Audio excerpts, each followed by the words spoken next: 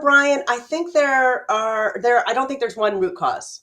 You did put your finger on two of them. You mentioned personality. You also mentioned structural. I think both of those are almost always present in any cases that I take. Now look, the law is only there to protect people against unlawful conduct. There is an awful lot of unfair things that happen at work, incivility at work that doesn't rise to the level of something being illegal. I get calls all the time from people who feel like they're being treated badly, feel like they're being treated unfairly, and a lot of times they are when you look at, and we always look at comparatively, how are other people being treated, but maybe it's not illegal. Right. So what I see a lot is, and talking about the personality aspect of it, what I see a lot is, and this is a term we use, and I don't know whether we can swear on this, but an equal opportunity asshole.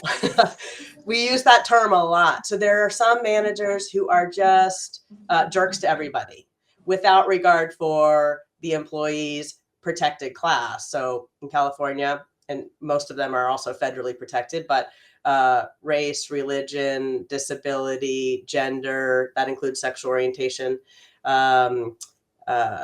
and several others of them. But maybe this equal opportunity asshole manager just treats everybody badly.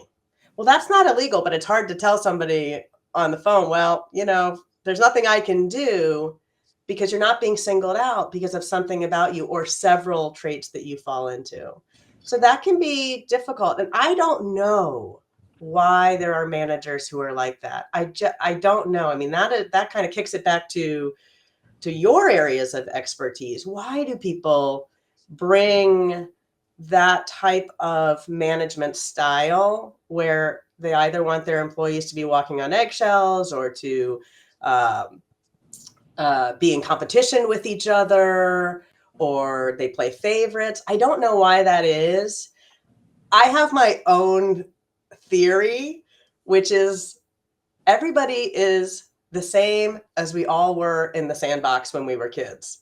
And I don't think many people have changed all that much from that basic personality. Are you going to be the kid who's bonking the other kid over the head with the Tonka toy? Or are you going to be the one who's sharing? Are you going to be the one who's playing by yourself in the corner? I don't know, but I have discovered, or I think, based on my experiences, that not a lot of people have evolved beyond that.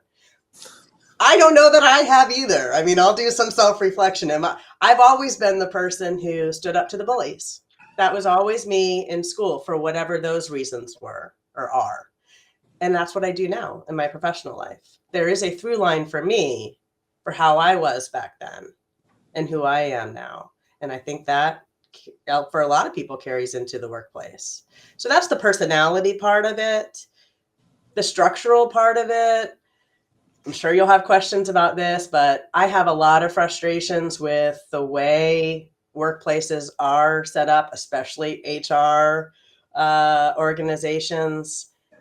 Another kind of dark joke that I have is if I'm meeting somebody from HR, it's because they did a terrible job, right? They're usually on the other side of a deposition. They're on the other side of the table from me. And I am saying, why did you handle it like this? Why didn't you handle it like that?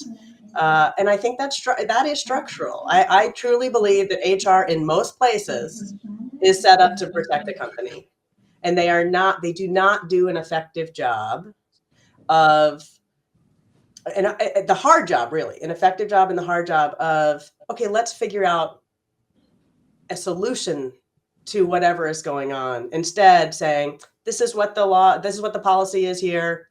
And we're either going to look the other way or put our head in the sand or just no matter what back management. That's what I see a lot. So it's structural and it's personality based for me.